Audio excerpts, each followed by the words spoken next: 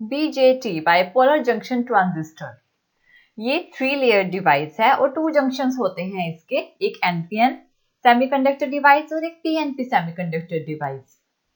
जब P type semiconductor sandwich होता है 2 एन टाइप सेमीकंडक्टर्स के बीच में और इसके 3 टर्मिनल्स होते हैं, एक साइड होता है कलेक्टर, एक साइड होता है बेस पी के साथ कनेक्टेड होता है और अनदर साइड होता है एमीटर।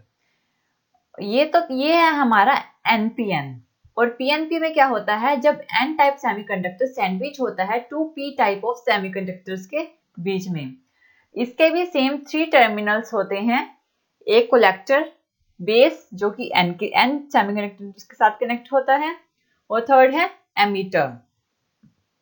ये है हमारा एनपीएन ट्रांजिस्टर, ये है हमारा PNP transistor. NPN transistor electrons के साथ इलेक्ट्रॉन्स को फ्लो करवाता है, पीएनपी ट्रांजिस्टर होल्स को फ्लो करवाता है। इसका जो करंट होता है, फ्लो ऑफ करंट, ये एरोस शो किए गए हैं। बेस का करंट एनपीएन ट्रांजिस्टर में पी के साथ पी में मूव करता है, यहाँ से कलेक्टर करंट मूव करता है और एमीटर के थ्रू वो पास होता है। लेकिन पीएनपी में इसका उल्टा होता है, एमीटर से करंट फ्लो होता है, बेस से उसी डायरेक्शन में करंट आता है और लेकिन कलेक्टर में भी उसके ऑपोजिट डायरेक्शन में करंट फ्लो होता है। ज्यादातर हम एनपीएन ट्रांजिस्टर के साथ वर्क करते हैं, ऐसा इसलिए होता है कि इलेक्ट्रॉन्स के साथ डील करता है। ये है हमारा एनपीएन बीजेटी ट्रांजिस्टर का सिंबल। ये हमारा ये जो एरो है ये शो करता है फ्लो ऑफ करंट को। एनपीएन में ये आउटर डायरेक्शन में होता है और पीएनपी में ये इनवर्ड डायरेक्शन में होता है। अगर हम इसका जो हमारा इक्विवेलेंट सर्किट है, जो हमारे कैरेक्टरिस्टिक्स को शो करता है, इसमें क्या करते हैं कि जो हमारा कलेक्टर होता है, जिस कलेक्टर रजिस्टर के साथ कनेक्टेड होता है, और वीसीसी जो कि कलेक्टर को सप्लाई देता है उस बैटरी के साथ कनेक्टेड होता है। और बेस पे भी इसमें ये जो रजिस्टर होता है आरसी से डिनोट करते हैं, जो कलेक्टर रजिस्टर होता है। और बेस पे भी रजिस्टर कनेक्टेड होता है जिसे आरबी से डिनोट करते हैं, और इस पे जो सप्लाई प्रोवाइड करते हैं उसको वीबीबी से डिनोट करते हैं। इसमें क्या होता है कि जब हम कलेक्टर की सप्लाई को प्रोवाइड करते हैं, यहाँ से हमने कलेक्टर की सप्लाई प्रोवाइड की है, यहाँ से कलेक्टर करंट फ्लो होगा और वही करंट रजिस्टर आरसी से फ्लो होता हुआ हमारे कलेक्टर पे जाएगा। यहाँ पे जो वोल्टेज जनरेट होगी वो ये होगी कलेक्टर एमीटर वोल्टेज, जो एमीटर और कलेक्टर के बीच में होगी। लेकिन अगर इस टाइम पे बेस पे कोई करंट फ्लो नहीं हो रहा है, यानी अगर हम बेस करंट 0 है, तो इस टाइम पे हमारा ट्रांजिस्टर वर्क नहीं करेगा, क्योंकि बेस और एमीटर एक डायोड की तरह होते हैं और इस टाइम पे बेस पे कोई करंट नहीं है तो ये क्या करेगा, कंडक्ट नहीं करेगा। लेकिन अगर हम बेस वोल्टेज को, जो कि यहाँ पे प्रोवाइड की गई है, इसको इंक्रीज करें, अगर बेस वोल्टेज को रेगुलरली इंक्रीज करें तो बेस रेजिस्टर में से जो करंट होगा वो बेस करंट होगा और यहाँ से बेस पे वो करंट जाएगा। इसके अक्रॉस जो वोल्टेज प्रोड्यूस होगी वो होगी VBE, यानी बेस एमीटर वोल्टेज। इसके बाद ये जो डायोड की तरह वर्क कर रहा था बेस और एमीटर, ये कंडक्ट करना स्टार्ट करेगा और हमारा ट्रांजिस्टर जो बीजेटी है वो भी कंडक्ट करना स्टार्ट कर देगा। इसकी जो इनपुट कैरेक्टरिस्टिक्स कर्व है, यहाँ पे देखें तो यहाँ से कलेक्टर करंट जा रहा है, यहाँ से एमीटर करंट जा रहा है और एमीटर पे जो करंट आएगा वो होगा एमीटर करंट।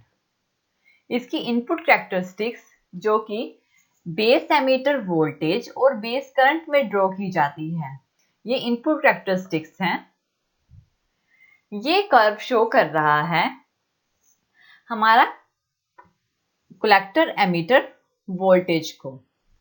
ये हमारी कलेक्टर एमीटर वोल्टेज है। अगर हम अपनी कलेक्टर एमीटर या जो बेस एमीटर वोल्टेज और बेस करंट में ड्रॉ की जाती है, यहाँ से बेस एमीटर वोल्टेज अगर इंक्रीज की, यानी बेस से हमने वोल्टेज प्रोवाइड की, तो ये डायोड ये कंडक्ट करना स्टार्ट करेगा, जो कि डायोड की तरह वर्क कर रहा था। तो ये क्या होगा, इसके बाद करंट इंक्रीज होना स्टार्ट हो जाएगा, जिसके बाद ट्रांजिस्टर वर्क करता है।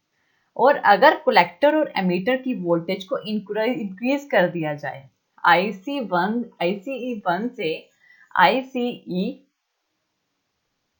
मीन्स टू से VCE1 यहाँ पे है, इसको VCE2 तक इंक्रीज कर दें तो कर्व क्या होगा, इंक्रीज कर जाएगा। इसकी जो ये शेप आ रही थी पहले, वोल्टेज को इंक्रीज करने से ये कुछ इस तरह की शो होगी। अब हम बात करते हैं इसकी आउटपुट कैरेक्टरिस्टिक्स की। जो इसकी आउटपुट कैरेक्टरिस्टिक्स हैं वो कलेक्टर और एमीटर के बीच में जो वोल्टेज होती है वो, और जो कलेक्टर करंट होता है उसके बीच ड्रॉ की जाती है। जब हमारा बेस करंट 0 होता है उस टाइम पे जो करंट फ्लो होता है वो ये है। ये जो करंट होता है ये स्मॉल लीकेज करंट होता है, क्योंकि बेस करंट 0 है तो कोई करंट फ्लो नहीं होता है।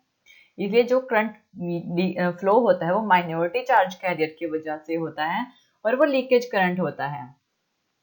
जैसे जैसे हम बेस करंट को इंक्रीज करेंगे वैसे वैसे हमारा जो कर्व है वो अपवर्ड डायरेक्शन में मूव करेगा। थोड़ा थोड़ा कलेक्टर करंट भी फ्लो होगा, और अगर हम जो हमारी कलेक्टर और एमीटर वोल्टेज है वो भी क्या होगी, इंक्रीज होगी। जैसे पहले हमारा बेस करंट 0 था, 0 से 1 2 3 4 5 किया तो ये कर्व क्या होगा, अपवर्ड डायरेक्शन में मूव करने लग जाएगा, यानी धीरे धीरे करंट भी फ्लो होना स्टार्ट होने लग जाएगा। जो IB5 है यानी बेस करंट 5 है वो उसकी वैल्यू सबसे ज्यादा है, ये सबसे ज्यादा करंट है।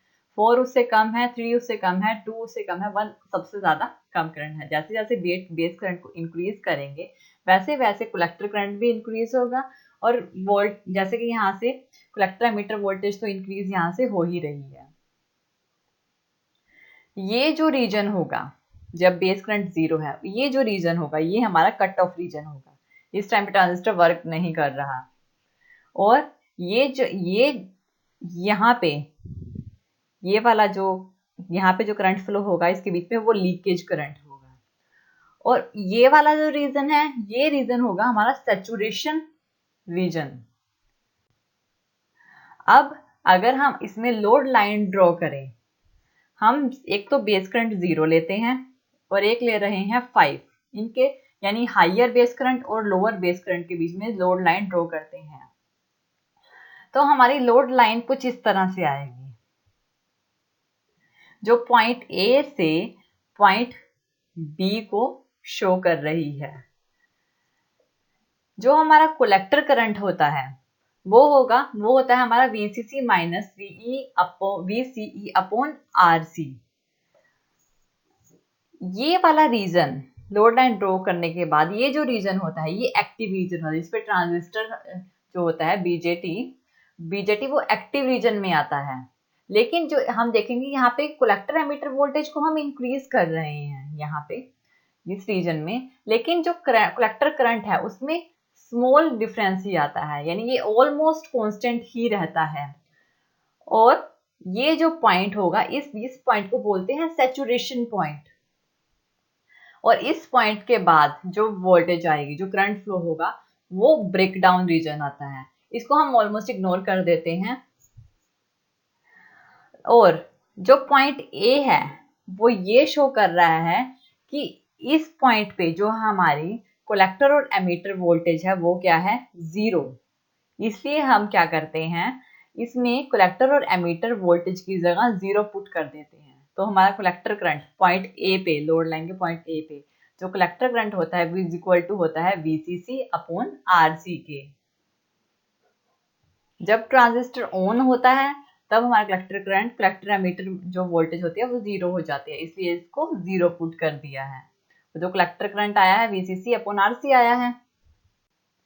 इसकी हम एक और फैक्टर के बारे में बात करेंगे कि जो हमारा कलेक्टर करंट यहाँ से फ्लो होता है वो, और यहाँ से बेस पे करंट फ्लो होता है और एमीटर के थ्रू ये प्रोड्यूस होता है, लेकिन जो कलेक्टर करंट यहाँ से जा रहा है वो कंप्लीट करंट एमीटर पे नहीं आता, क्योंकि यहाँ से बेस करंट आ रहा है और बेस करंट और कलेक्टर करंट को मिला के एमीटर पे करंट फ्लो होता है।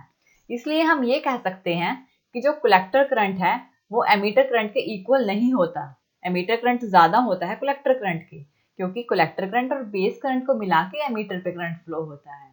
ये नियर इक्वल होते हैं लेकिन इक्वल नहीं होते, एमीटर करंट हमेशा कलेक्टर करंट से ज्यादा होता है। इसमें हम फॉरवर्ड करंट गेन की बात कर रहे हैं, जिसको हम अल्फा से डिनोट करते हैं। फॉरवर्ड करंट गेन क्या शो करता है कि जो कलेक्टर करंट है और जो एमीटर करंट है, वो दोनों करंट कितने क्लोज हैं एक दूसरे के, ये जो शो करता है उसको अल्फा से शो करते हैं, जो फॉरवर्ड करंट गेन होता है। अल्फा इज इक्वल टू होता है IC अपॉन RE, यानी कलेक्टर करंट अपॉन में एमीटर करंट। और जैसे कि मैंने अभी अभी बताया कि जो एमीटर करंट होता है वो क्या होता है, हमेशा कलेक्टर करंट से ज्यादा होता है। इसीलिए अब ये तो था हमारा एक फैक्टर जिसको हमने अल्फा से डिनोट किया था, फॉरवर्ड करंट फैक्टर। दूसरा फैक्टर है हमारा करंट गेन, जिसको बीटा से डिनोट करते हैं। बीटा से डिनोट करंट गेन, जो कि बीटा और कलेक्टर को शो करता है। ये पता है कलेक्टर करंट अपॉन में बेस करंट। अब हम इन पे किरचॉफ्स करंट लॉ अप्लाई करेंगे। किरचॉफ्स करंट लॉ के अकॉर्डिंग क्या होता है, जो एमीटर करंट होगा वो इज इक्वल टू होगा collector current plus base current. जो यहाँ पे करंट आएगा वो इन दोनों का प्लस होगा। तो किरचॉफ्स करंट लॉ के according IE is equal to IC plus IB। अब हम बोथ साइड कलेक्टर करंट से इन्हें डिवाइड कर देंगे। यहां से कलेक्टर करंट से कलेक्टर कैंसिल हो जाएगा, तो हमारे पास क्या बचेगा, IE upon IC is equal to 1 plus IB upon IC।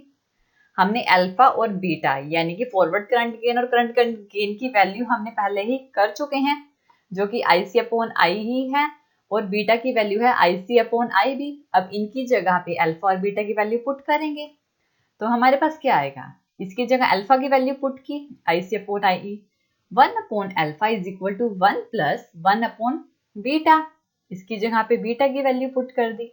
अब हम यहाँ से अल्फा और बीटा की वैल्यू निकाल सकते हैं, तो हमारे पास अल्फा की वैल्यू क्या होगी, is equal to alpha is equal to beta upon beta plus 1, और बीटा की वैल्यू क्या होगी, यहीं से ही हम बीटा की वैल्यू भी निकाल सकते हैं, beta is equal to alpha upon 1 minus alpha. इस तरह से जो फॉरवर्ड करंट गेन है और करंट गेन है वो एक दूसरे से इस तरह से रिलेटेड होते हैं, और इस तरह से हम इनकी वैल्यूज को शो कर सकते हैं। ये है हमारा complete BJT, bipolar junction transistor.